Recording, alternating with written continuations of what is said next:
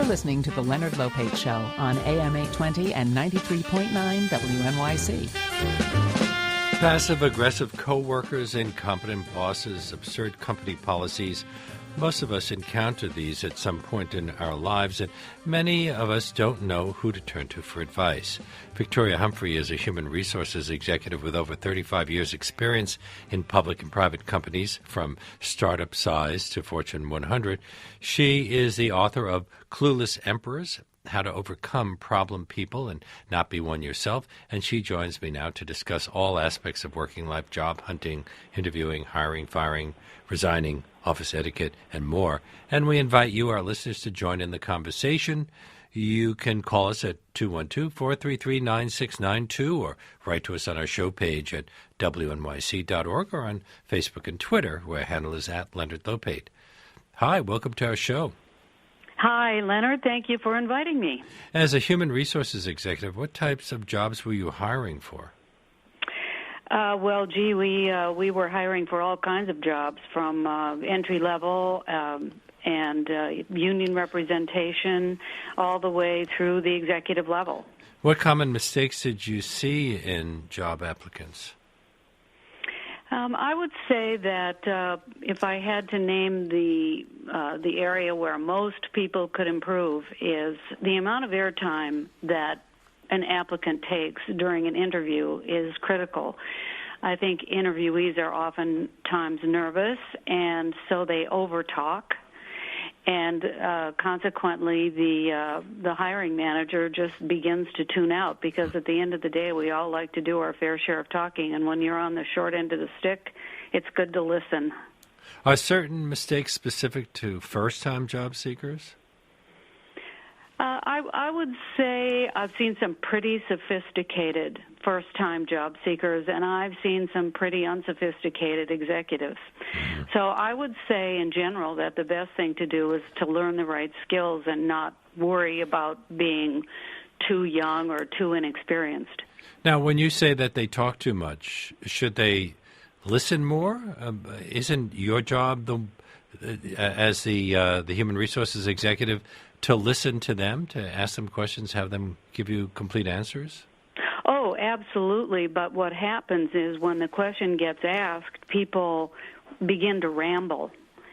And the interviewer is looking for a specific answer to a specific question, and when the interviewee starts going down different roads, I've actually had interviewees who have said, gosh, I can't remember your question. Could you ask it again? Because they were rambling. Now, what about earlier when you get the resume? Maybe I shouldn't admit to this, but when I had a job that required hiring people, I always put the resumes with misspellings of words like liaison aside. I can well understand that. If you're going to get any document right, it ought to be your resume. And I, too, think it's a bit of a symbol that when people don't have, or when people have misspelled words on their resumes, you might want to give that one a kick out. What about people from other countries where resumes and CVs are different? In some European countries, isn't it common to send a photo? That's a very good question, and yes, indeed. Different cultures do carry different kinds of protocols, and while on one level you could argue that if I am going to apply for a job in a country that is not native to me, then I would want to get familiar with what's going on there. On the other hand, I did tend to be more forgiving when I saw CVs that were clearly written by someone who wasn't particularly familiar with what we do in the U.S. And with a photo. Should people use professional resume services, or is it better to write your own? I think using a professional resume service is probably a good idea. They can give the guidance, and it certainly shows that the applicant cares a lot about having a quality product. And I think it's a good idea. What are some of the biggest frustrations that job hunters have that hiring managers may not be aware of? Well, I think that a lot of people who are applying for jobs feel like they're lost in a fishbowl. They don't know how they can stand out. they worry that they will be nervous during the interview and won't put their best foot forward, where the person sitting behind the desk asking the questions already has a job and isn't really thinking about perhaps the amount of anxiety that the applicant is feeling. We were hearing reports during the economic downturn, it may still be true, that it's harder to find a job when you're unemployed, when you've been unemployed for a time. Oh, yes, I think that's absolutely true. It makes the hiring company or hiring manager worried about why you're not, quote, in demand, unquote. But there could be good reasons that have nothing to do with whether you could do the job. Oh, Isn't absolutely. that a kind of a prejudice? If somebody has a job but is incompetent, they have a leg up. Yeah, sorry. I didn't mean to imply that the person wasn't competitive. What I should have said more straightforwardly is how it appears may not be how it is, but we have to be realistic as job seekers to know what the perceptions are. So is it probably a good idea if you have a job to not quit until you found another job? Oh, I think that would be very important. Go ahead. Keep your job until you found something else. We're taking calls here at 212-433-9692. You can write to us on our show page at wnyc.org or on Facebook or Twitter, where our handle is at Leonard Lopate. I'm talking with Victoria Humphrey, who is the author of Clueless Emperors, How to Overcome Problem People and Not Be One Yourself. And let's take a call from Susan from Brooklyn. Hi, you're on the air. Hi. Go ahead. Thanks for taking my call. We've seen societally a lot of increased support for gay and lesbian people, and certainly that's translated to the workforce. But I'm wondering about gender nonconforming people. I've launched a blog 5 years ago called Dapper Q for women and genderqueers and trans people who are transgressing men's fashion. And we get a lot of stories from people about kind of struggling of whether or not they can bring their suit and bow tie into the workplace. And I'm in a job search myself right now, and I look great in a suit, and I feel comfortable in it, but I feel better when I put on a bow tie and really put my best foot forward. I'm just wondering what your thoughts are about how corporate America is responding to this wave of us who want to bring our full selves into the workplace. Your question is such a good one, and I wish I didn't have to answer the way that I'm going to. There are so many unfair biases out in the world that while I have a deep respect for people who are willing to buck the system and put forth what we all should be, what our rights are, and what we should expect from one another, I also am realistic enough to know that I want to fit in with the majority when there is something that I want, and I don't want anything to get in my way of anyone making that decision about me. I think I would try to bring a little bit more of myself once I got that job and tried to help those around me have a better understanding, but not during the interview process. If a man has a beard, he might shave it off, and then after he gets the job, grow the beard back. Yeah, I hate to say it, but yes, it's life. So I guess the answer, Susan, is put away the bow tie until you get the job, and then wear it. And then help educate people when you get that job. Okay, sounds good. Thanks for your advice. Thank you for calling us. We go now to George from I guess it's Weehawken, New Jersey. Yes, hi. Hi, Leonard. Hi, I have a question. I'm a Wharton MBA. I have 17 years of experience in packaged goods marketing, and unfortunately I had a stroke in 2006. And luckily my speech and my cognitive brain haven't been affected. I'm looking to go back into the workforce. I've had a couple of good interviews. The main issue for me is a bit of a catch-22. I've been told, you have a great pedigree in terms of education and experience, but you don't have any recent experience. And so my question is, what should I do about getting experience so that I can put that on my resume? And then secondly is disclosure. I mean, I feel like since I've had my stroke, I'm much more empathetic, and I probably could be a better people manager. But how do I weave that into my candidacy? Let me ask, how long were you out of the workforce? Well, I mean, the answer I give is that I had my stroke in 2006, and so my full-time job has been my rehabilitation. And I don't want to say I'm disabled now because I can walk. So I guess I'm handicapped. But I guess when I'm looking at the current environment, and I have a choice between someone who is, I don't want to say normal, who doesn't have any physical problems and stuff, and I know legally you can't discriminate, but no, I understand what you're saying. Here's what I think. I think you're doing it just right. You are disclosing what happened. You are. I love the phrase that you used about your full-time job was your rehabilitation and working on getting through the medical crisis you were in.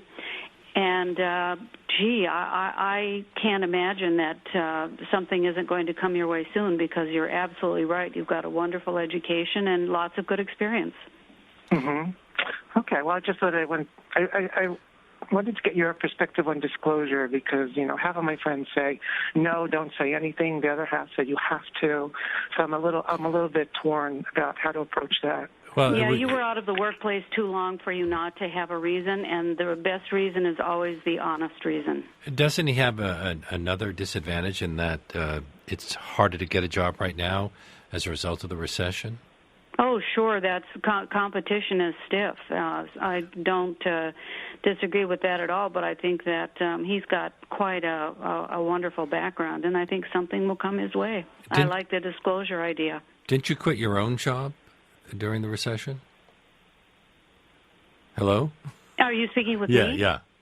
No. I was actually kind of through with corporate America. I had started writing my book. I wanted to finish it. I was of retirement age, but not of retirement mindset. And so I went ahead and took advantage of packages that were available to me at the time and finished my book. And now I'm working on a consulting and speaking engagement business. So I'm very happy. For people who can't retire and who are out of work long term, should they consider going back to school? If they're going to go back to school and have done the research to know what they're going back to school for and exactly what the education they're getting will get them when they finish. I've talked to so many people who think that just getting a degree is enough, or getting an advanced degree is enough. And if it's not in the right field, if it's not in demand, it just won't help. So, yes, I think going back to school is a great idea with the right research behind you to know what you're doing. And then, of course, study something that'll get you a job if that's what your main concern is. My guest is Victoria Humphrey, who's the author of Clueless Emperors, How to Overcome Problem People and Not Be One Yourself. We are taking calls here at 212-433-9692. You can write to us on our show page at WNYC.org or on Facebook or Twitter, where our handle is at Leonard Lopate. And we will continue the conversation after we take a little break. Stay with us. We're talking with Victoria Humphrey, who was a human resources executive with over 35 years' experience in public and private companies, from startup size to Fortune 100. She's the author of Clueless Emperors, How to Overcome Problem People and Not Be One Yourself. We are taking your calls at 212-433-9692. You can write to us on our show page at WNYC.org or on Facebook or Twitter, where our handle is at Leonard Lopate. Before we get to the calls, and our lines are full, in 2003, Marianne Bertranda and Sendhil Mullainathan published an academic study that found that applicants with white-sounding names are 50% more likely to get called for an initial interview than applicants with African-American sounding names. Do you think that bias still exists today? What is it, 11 years later? Very unfortunately, I do believe that it still exists today, yes. So, what advice can you give people? Change their names? Well, gosh, no. It's a terrible thing. I don't know. I'm trying to imagine if I were in that situation myself, what I might do. It is one of the many, many biases that exists in our world, and there's just really no way around it other than to develop the very best skills and develop behavioral skills and have the right education to be able to overcome it. Because there are plenty of idiots with white-sounding names, right?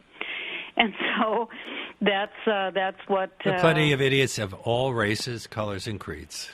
Yes, that's right. Idiocy does not discriminate. Let's take a call from Diane from Englewood, New Jersey. Hi. Hi, this is, I'm just so thrilled that you're able to take my call. Victoria, I'm hoping you could help me out.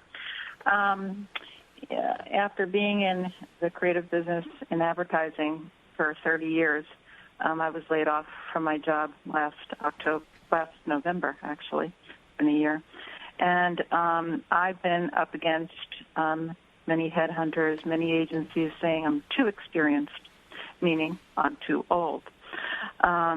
And I just don't know how to position myself. I feel like my career is being taken away from me. I was just going to ask a very dumb question. That is, can you tell me how old you are? But I'm going to make up what I think that number might be so I can try to give you the best advice that I can. Well, I would be happy to tell you. I'm 56. So I'm between... Oh, you're a young woman. Okay, yeah. We've got something to work with here. Here's what I would say. Great experience is worth a lot. What I would suggest that you do is make sure that your resume reflects increasing responsibility over time, so that it, and I'm sure this is true, I'm not suggesting that you make anything up, but so that you are properly positioning what you've accomplished. I've seen a lot of resumes that look like one job after another was the same. You want a resume that reflects increasing responsibility so that now you're just ready for that next step. And there isn't an employer in anywhere who doesn't understand that people have been laid off in the last few years and doesn't understand that problem. I think you can sidestep that one as long as you make sure that your background reflects that increasing responsibility. Well, I was hired into an executive position, my last position when I was 61. Oh, that's it's doable. It's very doable. Thank you so much for your call, Diane. Thank you. Thanks. Appreciate your help. Well, you said you shouldn't lie, but people lie all the time. I love when people say assistant to the president when it really means they were a secretary in the secretarial pool. How do you?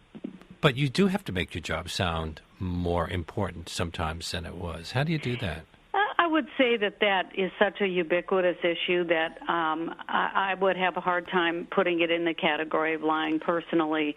There are lots of euphemisms now that go along. What is the latest on garbage collector as a sanitation engineer?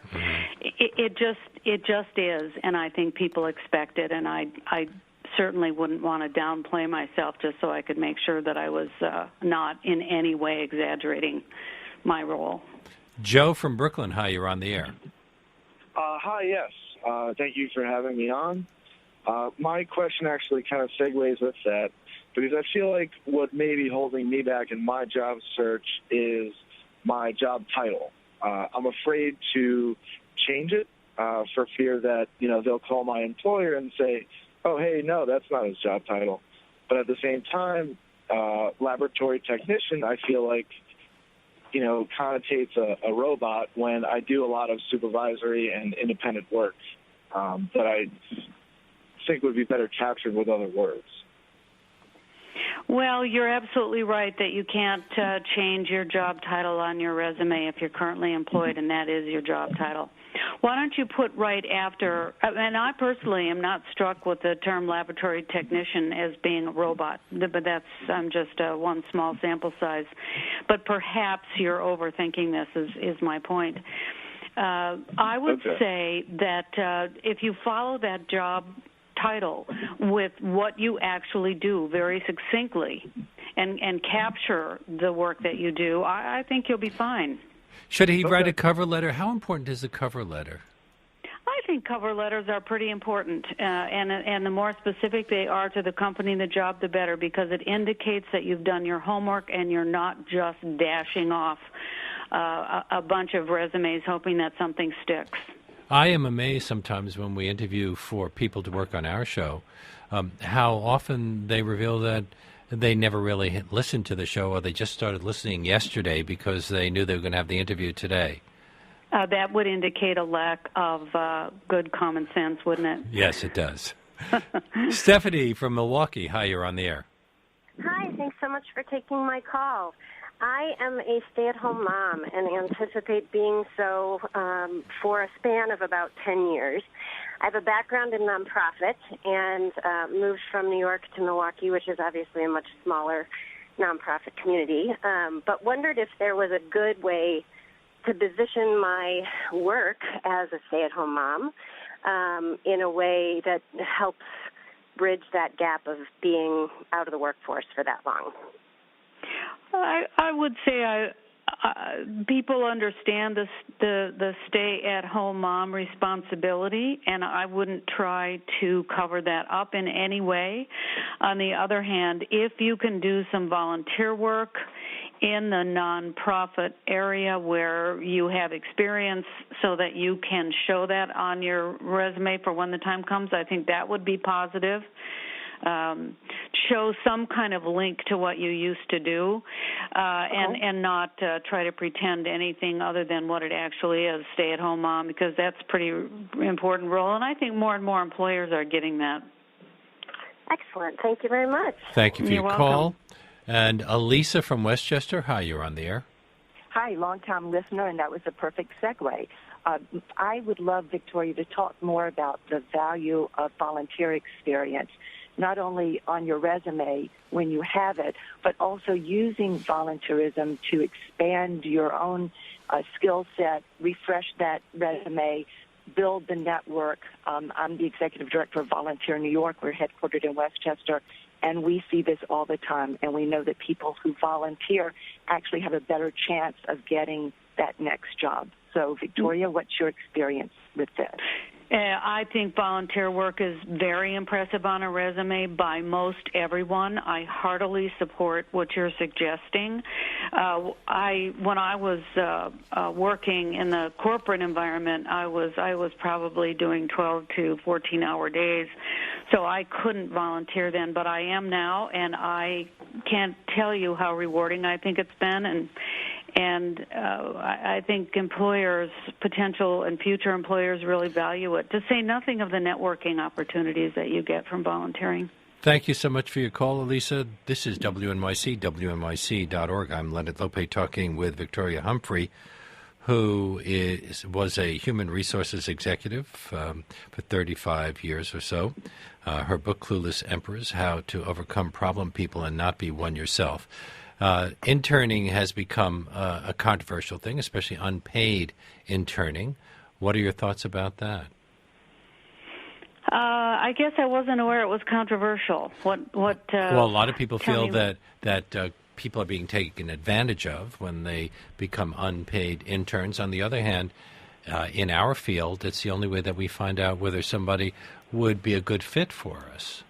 Oh, yes. Okay, now I understand. I think one of the positives of interning, if you can't find a job and you are able to get the experience, even though you're not getting paid, it isn't like you're being forced, right? You're deciding to do that on your own. I just don't understand why there would be any kind of quote-unquote complaining about that from the intern's end. If you don't want to be an unpaid intern, then go get a job. Well, if you can. Yeah, I know. Carrie, well, that's kind of my point, yeah. Carrie from New Jersey, hi, you're on the air. Hi, I'm actually about to go into an interview in about 10 minutes, so... Good luck. Perfect. This is a great show. Thank you, guys. My complaint or question maybe is this. I am online all the time. I'm on 17 different search engines. I get calls all the time from colleges saying that I signed up for something that I didn't. I don't care. The thing that drives me nuts is that when I go to, like, temp agencies, I'm an administrative assistant. And, Leonard, by the way, I am somebody who used to work for a president, but because my company was so cheap, they didn't give me a good title, like executive assistant as a title because they didn't want to pay me that pay scale. So they paid me less and kept me as an administrative assistant. So some of us really did work for the president. And my question then becomes, I'm trying to get into, like, Kelly temporaries or Robert Half temporaries or, Forum Group or Winston Group, and I go online and I go in and I do my, my tests and whatever, and I give them my resume, and they say, oh, you're great, you've got all this great stuff, and then they don't come back to you, and then you're stuck having to go onto their website and go through all of their job postings, and it's like, what's going on, and is this the way that I'm going to, I'm 50, which is a real plus, and a plus size, so wearing the corporate skirt and hose and heels is not necessarily working for me anymore, so I'm kind of stuck in a suit. I want to add to this. Should job seekers follow up after they submit an application or if they've had an interview and haven't heard back? I'm sure that... I have, and they told me, well, you just have to go online and just let us know when you're interested in a job that you see there, that you think that you're qualified, and then we'll get back to you if we agree, if we think we want to send you. Victoria? That's all I know how to do. Even as an executive, I certainly and I worked with headhunters over the years. I looked at it as my responsibility to find the positions, follow up, do everything. So that's. I think that's normal, and I think it's normal in at every level.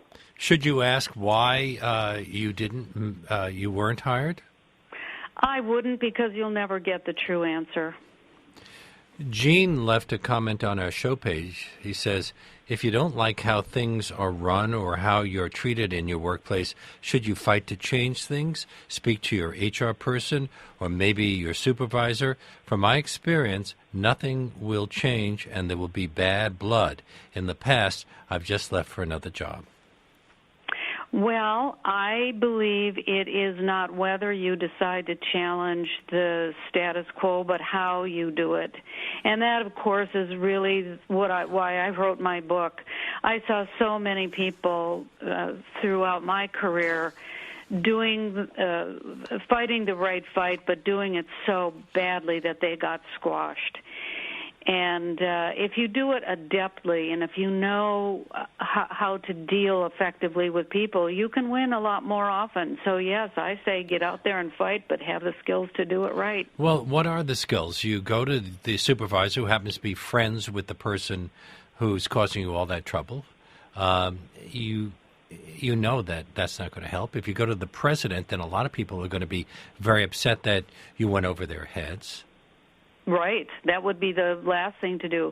It's about everything from the words I choose to the tone of voice to my facial expression to whom I address. All of those things matter.